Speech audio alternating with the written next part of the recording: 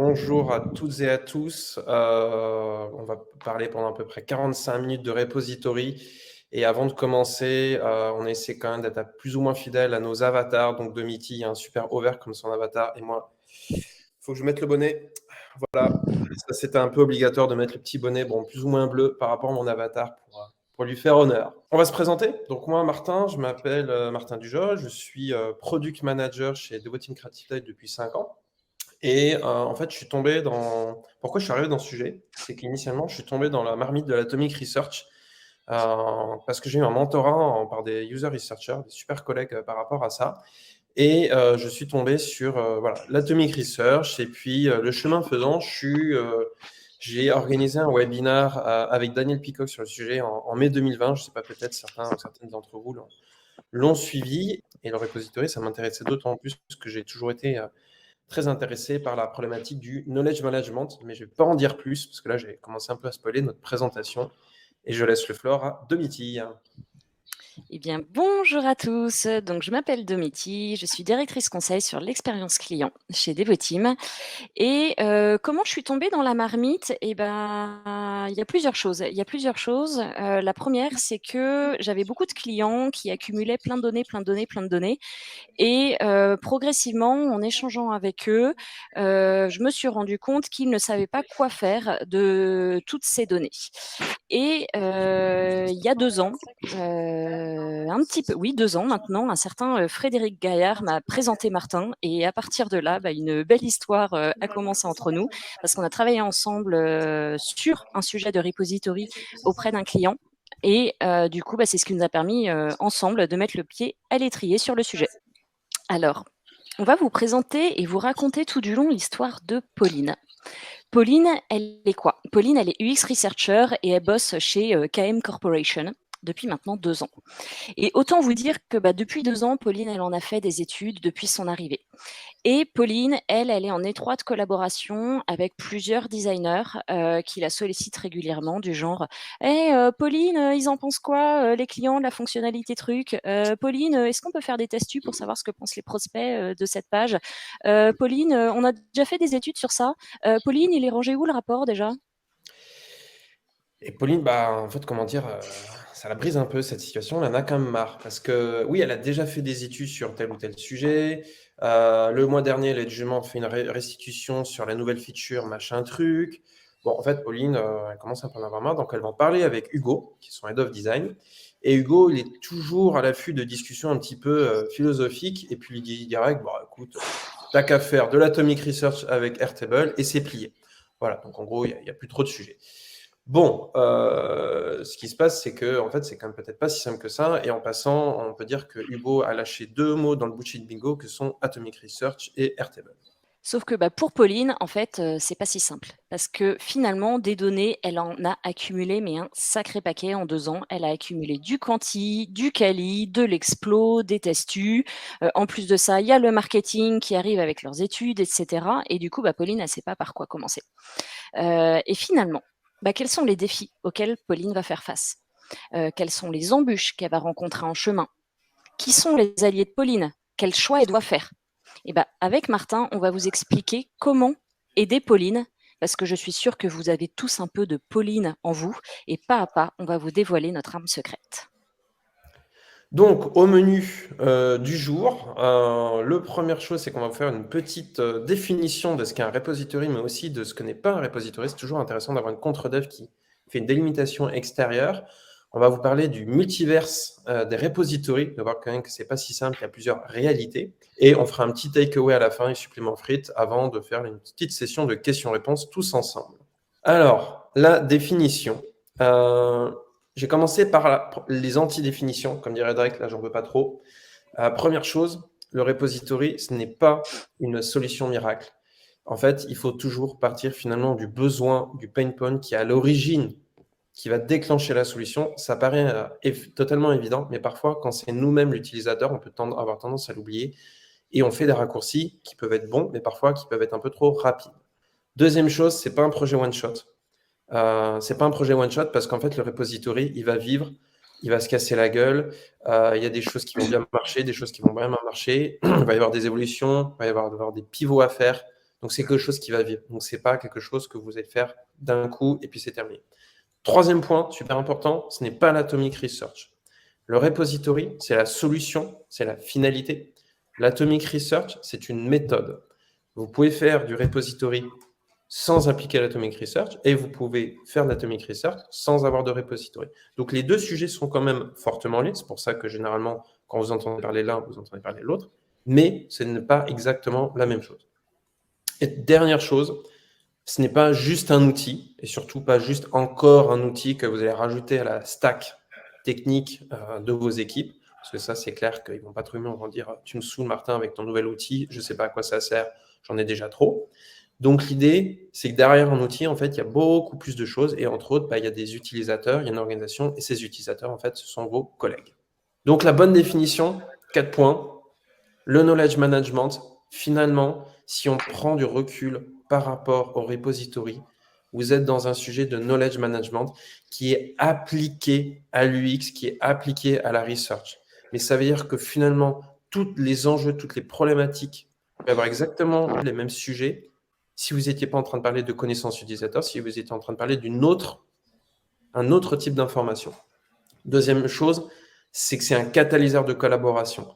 Parce que derrière l'outil, en fait, ça va quand même favoriser la collaboration, la connaissance utilisateur. L'idée, c'est pas une fin en soi, c'est que ça va permettre de prendre de meilleures décisions. Et je vais typiquement partir sur le quatrième point, c'est un allié pour vos décisions informées. L'idée, c'est de vous nourrir de la connaissance de l'utilisateur, de bien la comprendre et de dire, OK, comme j'ai compris ça, maintenant, ça va me permettre de confirmer ou de rejeter une direction dans laquelle je voulais aller avoir. Et la dernière chose, ça c'est le côté un petit peu product management, considérez le repository comme un produit business to employee. C'est-à-dire qu'en gros, les utilisateurs, ce sont des employés, des collègues.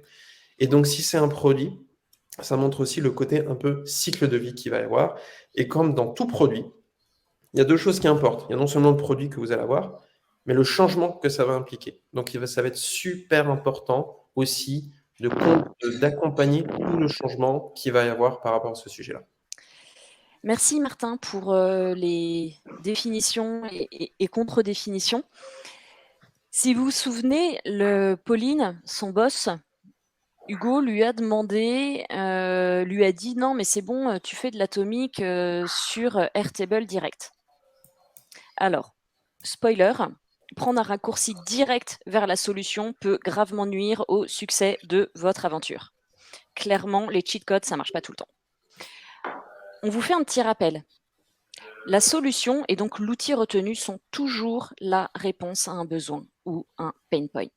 C'est un rappel évident quand on travaille quotidiennement pour le bien de nos utilisateurs, mais qu'on peut avoir tendance à occulter que l'utilisateur, parfois, c'est nous. Et donc, du coup, c'est pour ça qu'avec Martin, on souhaite vraiment vous faire prendre de la hauteur sur le sujet et vous faire prendre conscience que derrière la solution se cache toujours un objectif à atteindre. Finalement, quand vous allez discuter avec les gens ou avec Martin, à chaque fois qu'on a discuté avec vous, d'ailleurs, qui êtes dans l'assemblée, ou même des clients ou des clients de clients, etc., à chaque fois, quand on leur demande, mais finalement, pourquoi est-ce que tu veux faire un repository? On dit, ouais, mais ils nous expliquent et on se rend compte finalement que chaque client ou chaque organisation a des objectifs qui sont bien distincts. Sauf que du coup, au bout d'un moment, tu as trop de solutions et tu sais pas laquelle prendre. Et est-ce que tu es vraiment certain de te poser la bonne question? C'est pour ça que l'objectif à atteindre, le pourquoi, il doit importer beaucoup plus que la solution retenue. La solution retenue, finalement, c'est le comment. Parce qu'un petit rappel, un même besoin, il peut avoir plusieurs solutions. Au même titre qu'une même solution peut répondre à des besoins différents. Donc, petit conseil, et on va vraiment rentrer dans le détail, là, juste là, c'est de se dire que rappelez-vous pourquoi est-ce que vous voudriez un repository ou pas. Et donc, finalement, il y a plein d'exemples. On le voit ici avec toutes les solutions. On peut vouloir, par exemple, centraliser les rapports d'études de tous les auteurs qui sont disséminés à la fois dans vos drives, dans les SharePoint, sur vos posts. Il y a peut-être des rapports d'ailleurs qui sont perdus à jamais, hein. Mais là, quelle serait la solution si vous avez envie de centraliser les rapports d'études? Bah, du coup, la solution, c'est quoi là? Ce sera un répertoire, peut-être Google Drive, rempli de rapports PowerPoint. C'est une hypothèse. Qu'est-ce qu'il peut y avoir d'autre comme solution? Imaginez que finalement, vous avez pour objectif d'outiller les researchers dans leur transformation de données brutes en insights réussis. Et ben peut-être que là, une autre solution, la solution B, ça peut être une base de données d'insights qui sont découpées en mode atomique. Juste avant, Martin vous expliquait justement que l'atomique, c'est pas la solution, mais que c'est une méthode. Qu'est-ce qu'il peut y avoir d'autre comme objectif? Vous pouvez avoir comme objectif, par exemple, de raconter des histoires qui vont impacter les prochaines décisions des parties prenantes de votre organisation. Et donc là, bah, une autre solution, ça pourrait par exemple être Dovetail, parce que Dovetail, dedans, il y a des stories, et du coup, vous pouvez aussi approfondir et creuser les insights avec des tags de partout.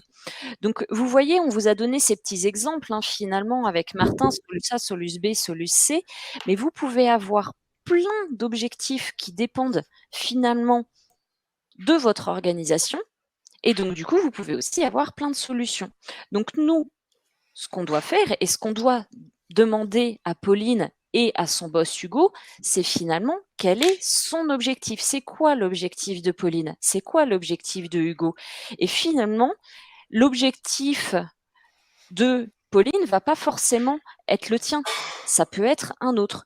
Donc tout ça pour dire clairement, et vous l'avez bien compris, c'est que derrière ton objectif, il y a ta solution et que ça va dépendre de ta réalité. C'est pas parce que les autres font, par exemple, de l'atomique que toi tu dois faire de l'atomique. C'est pas parce que les autres ils utilisent Dovetail que tu dois utiliser Dovetail. Exactement. Donc ça, c'était un point assez important parce que finalement, les outils, il faut pas, parce que en fait, c'est un peu une sorte de partie immergée de l'iceberg et en fait, il faut toujours se reconcentrer. C'est mais pourquoi est-ce que je le fais? Alors, pour bien aborder le sujet du knowledge management dont on parlait, parce que finalement, le repository, c'est vraiment le sujet de knowledge management et aider Pauline quand même à avancer sur la demande de son super boss Hugo, on vous propose 2 anti-sèches dont on espère que je ne vais pas vous passer, qui vous seront bien utiles. Ces anti-sèches, elles sont remplies de questions. Vous dites, ah ouais, mais attends, des questions, c'est cool, mais moi, je veux des réponses. Est-ce que les questions vont vous faire progresser dans votre aventure? Ben, on pense que oui, parce que finalement, l'idée, c'est d'arriver à se poser, à lister les bonnes questions et à leur donner un ordre de progression. Et ça, c'est super important.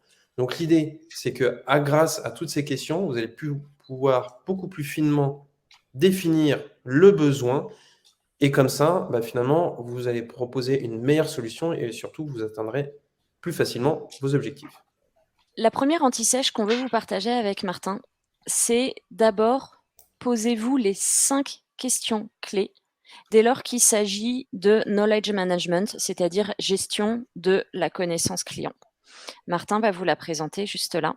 Et notre seconde anti-sèche qu'on va vous partager, la phase B, ça va être de se poser finalement les bonnes questions pour mieux adresser les besoins qui se cachent derrière le repository. Donc, la première anti-sèche, c'est ce qu'on appelle la pyramide KM, la pyramide du knowledge management avec 5 levels. Bon, est-ce qu'il y a un big boss à la fin, comme un Bowser? Je ne sais pas encore, ça on le verra peut-être. Mais en tout cas, là, on voit la pyramide, là-haut avec Domiti, elle a l'air quand même badass. Cette pyramide, en fait, elle est similaire à la pyramide du X, dans le sens où, en fait, vous allez vous poser 5 questions de manière graduelle. Et en fait, dès que vous allez manipuler la connaissance, vous vous posez ces 5 questions. Que ce soit de la connaissance utilisateur ou finalement n'importe quelle autre connaissance. Même si, je ne sais pas, c'est le wiki de l'entreprise sur complètement autre chose. Et vous allez voir qu'en fait, avant de se poser des questions assez high level, il faut parfois se poser la question très basique. On va monter au premier niveau, l'existence de la connaissance. Est-ce que je suis conscient que la connaissance existe? Alors, ça paraît bête comme question, mais si par exemple vous êtes researcher ou designer, en tout cas vous êtes très proche de cette connaissance, cette information, vous dites bah oui, évidemment qu'elle existe, je sais même où est-ce qu'elle est, je l'utilise quotidiennement, c'est moi qui la crée, qui la manipule, pas de souci. Mais est-ce que votre collègue qui est un peu plus loin, qui est peut-être dans l'équipe produit ou même qui est en dehors de l'équipe produit, il sait qu'elle existe? Parce que finalement, avant de se dire bah ouais, je voudrais bien la lire, en fait, il faudrait déjà savoir qu'elle existe. Donc ça, c'est vraiment le premier point. parce que vous avez un potentiel risque d'ignorance. Le deuxième point, c'est l'accessibilité. Alors, pas l'accessibilité dans le sens accessibilité web, mais c'est de dire, mais comment est-ce que j'y accède? En fait, est-ce que j'ai accès à l'information? Ah bah non, en fait, elle est dans un drive et t'as pas accès. Dommage. Ah, en fait, non, elle est dans un outil et on donne pas des comptes comme ça. Voilà. Donc oui, l'information existe, mais elle n'est pas accessible. Donc déjà, en fait, vous avez déjà deux enjeux à gérer. Le troisième enjeu, c'est la pertinence. Est-ce que je vais pouvoir consulter ce qui m'intéresse? Parce que finalement, quand on va consulter l'information, on peut avoir un côté assez ouvert, de dire, bon, je vais un peu apprendre un peu tout, mais parfois aussi, on a des questions, on veut savoir un peu plus sur certains sujets. Donc, il va aussi falloir être capable que le lecteur, le consommateur de l'information, il lise ce qui l'intéresse. Parce que sinon, il va être surchargé d'informations. Et potentiellement, ce qui risque d'arriver, c'est qu'il va dire oui, bon, là, en fait, j'ai trop d'informations, j'ai un rapport de 47 pages, ça me saoule, je vais ailleurs. Et donc, ça, c'est un peu dommage d'y arriver. Avant-dernier enjeu, c'est la compréhension. Maintenant que en gros, j'ai réussi à naviguer dans l'information qui potentiellement m'intéresse, est-ce que je vais l'interpréter correctement? Qu'est-ce qu'il y a derrière cette problématique? Il y a une problématique de biais. Donner l'information, c'est bien. Donner le contexte qui va avec l'information pour bien l'interpréter, bien l'assimiler et bien faire quelque chose, c'est encore plus important. Et le dernier point, donc là, on a gagné, hop, je vais revenir en avant, c'est l'impact. Après tout ça, c'est de se dire, finalement, est-ce que ça va me servir? Est-ce que ça va m'aider à avancer? Est-ce que ça va m'aider à prendre des décisions? Est-ce que ça va m'aider à relativiser? L'idée, c'est de dire, en gros, je ne consomme pas l'information pour consommer l'information en soi. Je consomme l'information parce que ça va m'aider à avancer dans mon travail. L'information va être complètement différente selon que ce soit un designer qui a besoin de savoir quelque chose, ou un responsable e-commerce, ou un product manager, etc. Donc la phase A, elle est essentielle d'un point de vue pyramide KM pour se positionner par rapport à cette pyramide. Vous l'avez vu, est-ce que ma donnée, elle existe? Est-ce qu'elle est accessible? Est-ce qu'elle est pertinente? Est-ce qu'elle est compréhensible? Et est-ce qu'elle m'aide à avoir de l'impact? Posez-vous ces bonnes questions lorsque vous souhaitez mettre en place un repository. La phase B, notre anti-sèche, ça va être une carte. On va vous filer pour arriver finalement au bon endroit. Et alors là, comme ça fait un petit peu chasse au trésor, mais ne vous inquiétez pas, on va vous indiquer le bon chemin. Avec Martin, on a beaucoup échangé ces derniers mois ensemble et on souhaitait finalement créer un canvas. Un canvas qui reçoit toutes les questions que l'on s'est posées avec Martin. Ce sont aussi les questions que nos clients se sont posées et ce sont les questions que vous posez et les questions aussi que Pauline doit se poser. Bref, on a voulu centraliser finalement toutes ces interrogations dans ce canvas afin de vous aider, vous chacun, designer, researcher, PO, PM, à mieux définir les besoins auxquels répondre. Parfois, ça peut être complètement un nouveau sujet au sein de votre organisation. Donc du coup, si c'est un nouveau sujet et que clairement, Hugo, il a coché sur son bullshit bingo, Atomic, Airtable, clairement, vous savez pas trop comment adresser le sujet. Parfois, c'est aussi hyper difficile de prendre de la hauteur.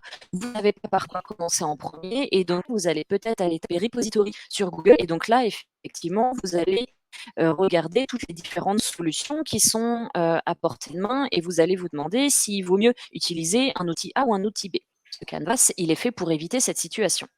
Avec Martin, on a travaillé sur ce sujet, mais dans plein de contextes différents, des secteurs différents, des tailles d'organisation différentes, des maturités différentes. L'objectif de Canvas, il est synthétique, il va finalement vous offrir une vue globale sur les sujets les plus importants et aussi vous aider à ne rien oublier.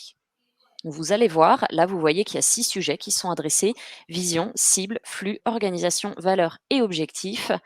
Le petit chemin, il fait sens, on va vite vous expliquer pourquoi et surtout, on va tout détailler. Déjà, la première question que vous êtes peut-être en train de vous poser, ouais, mais c'est finalement en fait, quand est-ce que je l'utilise ce canvas? À quel moment?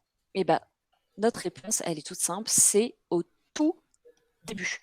Lorsque vous êtes au démarrage de votre phase de réflexion, vous êtes en phase de divergence Et du coup, vous avez besoin d'analyser le point de vue de chacun. Là, rappelez-vous, sur la petite carte de KM Corporation, Pauline, elle va travailler avec des designers, elle travaille avec différentes parties prenantes. Et donc, du coup, Pauline, OK, il y a son boss qui veut faire de l'atomique sur Airtable, mais par contre, il y a plein d'autres personnes finalement au sein de KM Corp. Et donc, du coup, ce canvas, lorsque vous allez commencer à l'utiliser, dès le départ, il va vous permettre d'analyser le point de vue de chacun. C'est-à-dire que vous êtes totalement agnostique, hein, vous n'êtes pas encore arrêté sur une solution. Là, vous êtes vraiment en phase d'ouverture complète. C'est un canvas que vous pouvez utiliser lors de vos entretiens, observations, pour justement poser les bonnes questions. Je précise aussi que ces questions-là, elles ne sont pas exhaustives. Vous pouvez bien évidemment avoir d'autres questions, mais néanmoins, on couvre avec Martin les principaux sujets. Et donc, le petit chemin et de notre chasse au trésor, c'est parce que tout simplement, on vous propose un ordre pour aborder les questions. Le premier point, c'est la cible, les utilisateurs. Donc, en fait, il faut quand même se poser la question de, en fait, qui est-ce que qui va être concerné par ce repository. Vous allez avoir potentiellement plusieurs groupes qui va chacun avoir des rôles et des attentes différentes. Donc, en fait, il va falloir se poser la question, qui est-ce qui est concerné, quelles sont leurs attentes pour ce qui est d'exploiter la connaissance utilisateur, voire de la diffuser. Ce qui se passe aussi, c'est que potentiellement, nous, on s'est rendu compte qu'il y avait globalement 3 rôles. Il y a le rôle de je collecte de l'information, je transforme de l'information, très généralement c'est un researcher, et je consomme l'information. Là, par contre, la consommation, en fait, on voit qu'il peut y avoir 36 000 personnes qui le font. Du coup, le premier sujet, on est sur la cible. Finalement, il y a qui en face? Par contre, le deuxième sujet à adresser, c'est votre organisation. C'est que clairement, la solution que vous allez proposer, elle va dépendre de la maturité de votre organisation en termes de gestion de la connaissance utilisateur. Finalement, et ça, c'est hyper structurant. C'est-à-dire quelle est la maturité design de l'organisation à laquelle vous appartenez et aussi en termes de research. Est-ce que vous faites comme ça 2 petits tests par an pour vous donner bonne conscience ou est-ce que vous actez vraiment chaque prise de décision sur la base des retours utilisateurs? Vous voyez, on n'est pas sur le même niveau de maturité. Donc, posez-vous la question par rapport à votre organisation. Est-ce que la connaissance utilisateur que vous manipulez fait vraiment partie intégrante de vos processus de décision ou est-ce que c'est que un usage ponctuel? Vous voyez déjà, dès lors, d'un point de vue maturité, ça place le curseur différemment. Le sponsor, c'est super important. Gros spoil, hein, le projet, il n'existera pas sans sponsor. Vous avez besoin de l'identifier, le sponsor. Pourquoi? Parce que c'est lui qui va vous ouvrir les portes, c'est lui qui va vous appuyer dans votre démarche. Si vous n'avez pas de sponsor, on l'a vécu avec Martin, clairement, vous allez foncer droit dans le mur. Donc, pensez-y dès le départ. Et puis, au sein de votre organisation, il y a différents rôles, toujours. Il va y avoir celui qui va vous ouvrir les portes, qui va faire un petit peu le chasse-neige. Il va y avoir aussi un owner. Le owner, c'est qui? Le owner, ça va être la personne qui sera chargée de déployer la solution, qui sera chargée de la faire vivre. Ça, c'est super important parce que on a parlé, et on en reparlera tout à l'heure, mais finalement, on parle d'un produit. Un produit, c'est évident qu'il y a un honneur pour un produit. Donc, du coup, il doit y avoir un honneur pour la solution que vous allez adresser. Ça, pensez-y, parce qu'on n'y pense pas à la fin en se disant « Eh, mais tiens, au fait, mais qui c'est qui va être chargé du projet, là ?» Non, on y pense dès le départ. Et puis, il y a le bailleur. Le bailleur, ça, on s'est un peu cassé le nez dessus avec Martin, cassé les dents, pardon. Pourquoi? Parce que le bailleur, c'est lui qui va acheter la solution et qui va appuyer dans la démarche. Donc, en fonction de la solution que vous choisirez, peut-être que le bailleur, il va lever le frein à main. Peut-être qu'il va dire: «Non, non, non, mais il est hors de question là, moi clairement, j'achète pas cette solution, c'est pas conforme à notre politique, c'est pas on n'a pas les budgets et cetera, on n'a pas de budget pour la licence». Ouais, pensez-y dès le départ. Tout ça, en fait, finalement, il y a le sponsor, le bailleur, le owner et ce sont des rôles qui sont fondamentaux et qui vont graviter au sein de votre organisation qui a une certaine maturité et qui vont vous aider à faire avancer le sujet.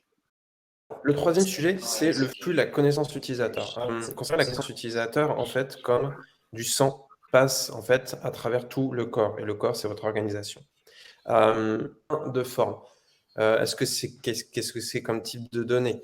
Est-ce que je sais pas, est-ce que c'est un rapport d'étude? Est-ce que c'est une vidéo, un record d'une interview? Quel est le format? Est-ce que c'est un PDF? Est-ce que c'est une vidéo? Est-ce que c'est un email? Est-ce que c'est une note papier? Quelle est la granularité de l'information? Où est-ce qu'elle est stockée?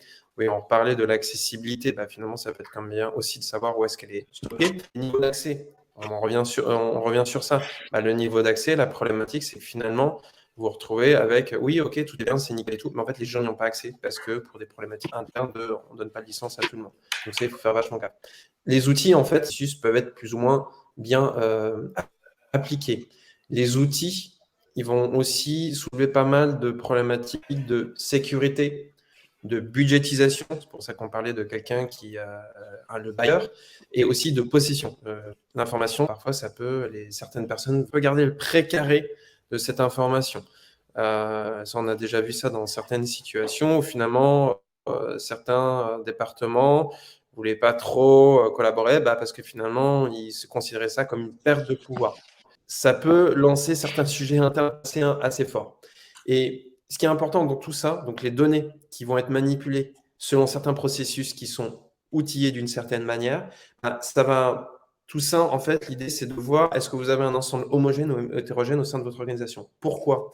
Parce que le repository, un des gros enjeux, c'est de standardiser les données et les pratiques qui sont autour de cette connaissance utilisateur. Pourquoi est-ce qu'on standardise? C'est parce que finalement, ça va permettre de mieux scaler l'accès, l'utilisation de la connaissance utilisateur. Si vous avez quelque chose de très hétérogène, ça sera très difficile de passer l'étape au-dessus. Par contre, si vous travaillez sur l'homogénéisation au début, ça sera plus facile de passer le step suivant. La proposition de valeur. Étape nécessaire et obligatoire pour pitcher votre projet en interne. Pourquoi? Parce que si vous parlez du mot repository, ou quand bien même d'ailleurs, ne parlons pas encore de repository, mais si vous parlez de la solution que vous allez adresser, si vous la pitchez, si vous l'expliquez à un designer ou à un researcher, lui, il va comprendre tout de suite. Mais peut-être que Jean-Michel des achats, lui, il ne va pas forcer solution. Et donc, la proposition de valeur, c'est une étape vraiment obligatoire pour expliquer aux différents collaborateurs, que ce soit les collaborateurs directs de l'équipe produit ou même les collaborateurs un petit peu plus éloignés, finalement, quelle est la valeur que vous allez apporter qui justifierait l'adhésion à votre projet. Ça, on est habitué, nos designers, on est habitué à travailler sur la proposition de valeur. Eh bien, pensez-y, finalement, est-ce que cette solution que vous allez adresser, est-ce que ça va être un véritable game changer ou est-ce que ça va être un pain reliever? Pensez-y, un produit répond à des besoins. Et donc, il y a une proposition de valeur associée. Et là, cette proposition de valeur, c'est finalement un peu la vision que vous allez avoir, plus ou moins. Il y a des objectifs de dire en fait qu'un produit, c'est pas tant le livrable que vous allez fournir, genre je te donne accès à un outil, tu pourras y faire telle et telle chose, et il y a des features, ça va être top. Mais c'est surtout de se dire quel est l'impact positif que vous allez fournir grâce à cet outil. Donc, ça va être super important de dire quels sont les objectifs que je vais atteindre. Vous pouvez avoir à peu près le même contexte entre vous et la société, la start d'un collègue, sauf que comme vous n'aurez pas les mêmes objectifs, enfin aussi les mêmes contraintes, eh ben, vous n'allez pas aller dans la même direction et peut-être aussi vous n'allez pas vous mettre les mêmes niveaux de succès à atteindre. Donc, il y a un petit côté un peu OKR dans ça. Surtout, un autre point qui est important, c'est que comme le repository, c'est un sujet très organisationnel, c'est pas pour rien que c'est un sujet qui est finalement dans le research ops.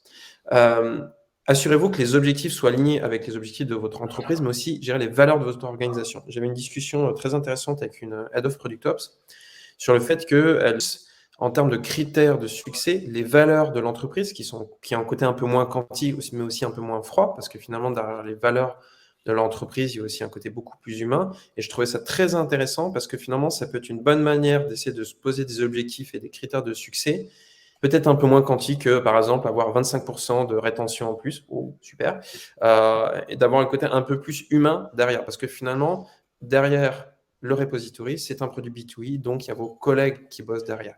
Ce ne sont pas finalement des clients classiques. Et du coup, une fois que vous avez adressé tous ces différents sujets, vous avez adressé quels étaient les cibles concernées, la maturité de votre organisation, vous avez adressé les flux de données, la proposition de valeur, les objectifs. Maintenant, il vous reste la vision.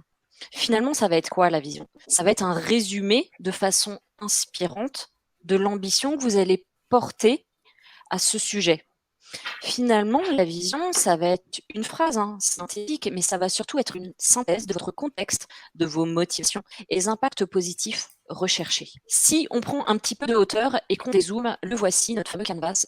Donc là, on l'a appelé le REC, le Repository Explore Canvas. Mais si vous avez bien compris nos propos, vous pouvez comprendre que on aurait pu l'appeler même le Knowledge Explore Canvas. Parce que finalement, vous vous rendez compte avec Martin qu'à aucun moment dans ce canvas, on a parlé du mot repository. Non, on était totalement agnostique en termes de solutions.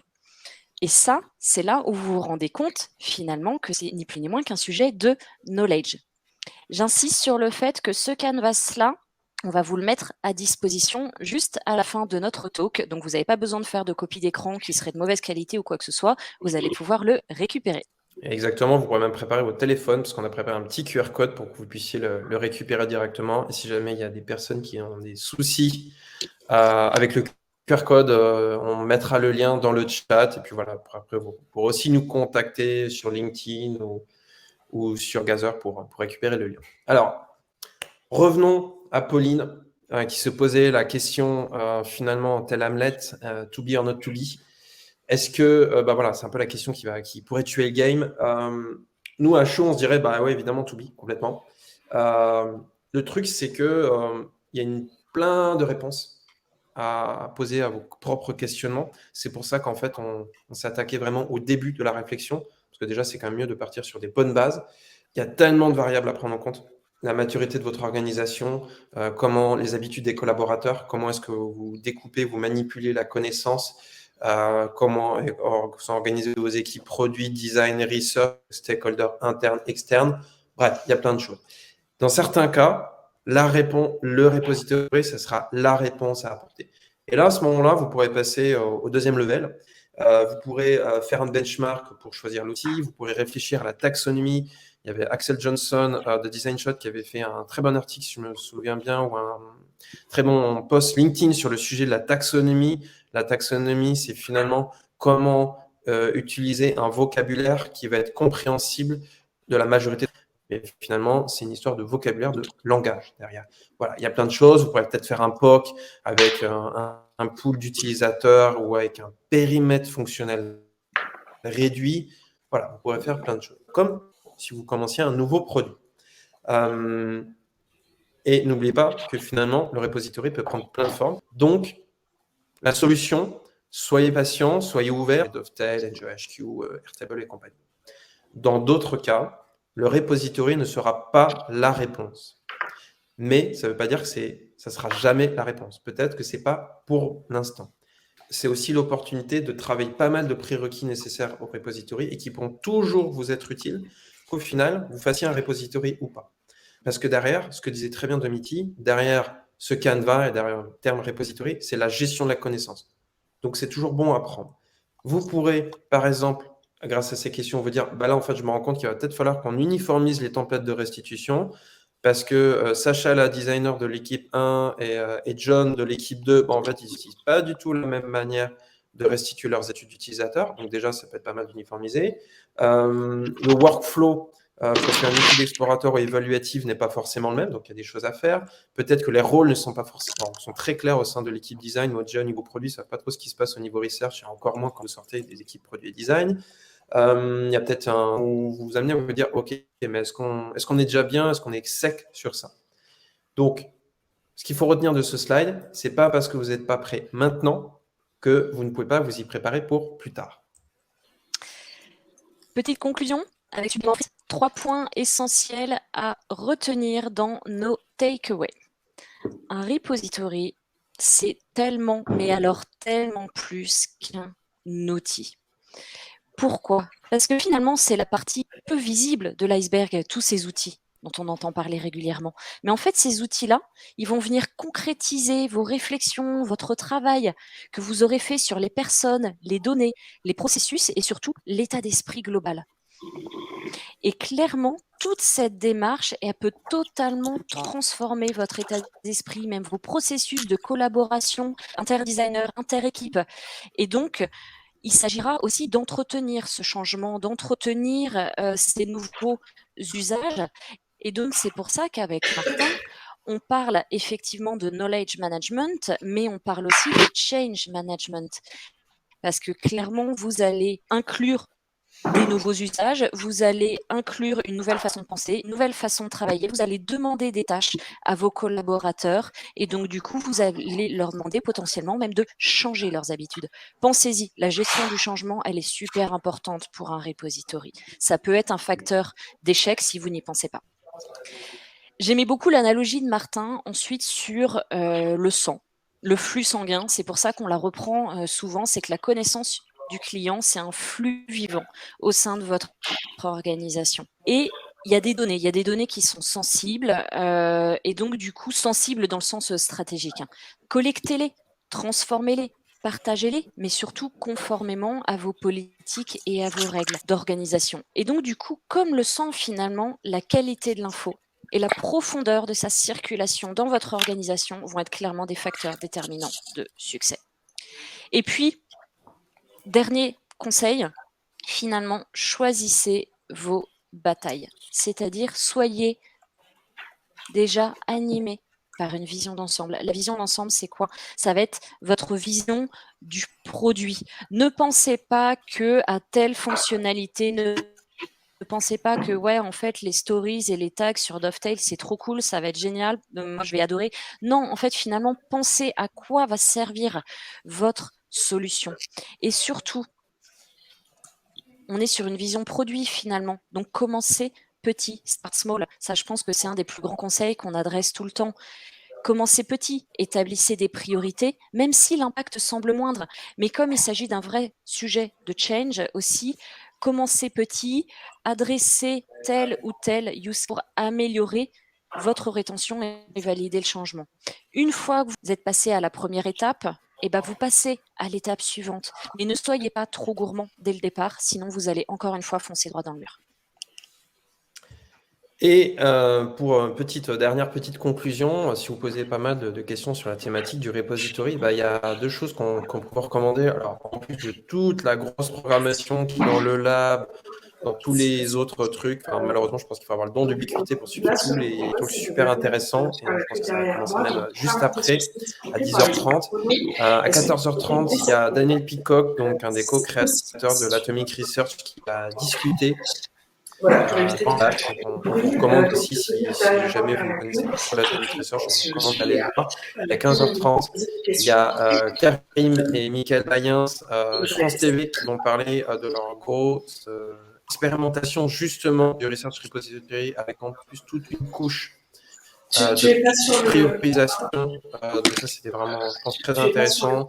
On a fait un petit talk avec eux l'an dernier, mais on vous recommande d'aller les voir parce que là, c'est l'expérience qui va parler, la pratique. Donc je pense que ça pourrait inspirer pas mal de choses. Et dernière petite information, prenez vos téléphones, vous pouvez scanner le QR code qui est sur vos écrans normalement, et ça vous permettra d'accéder au. En fait, on a créé un petit article qui répète tout ce qui s'est dit.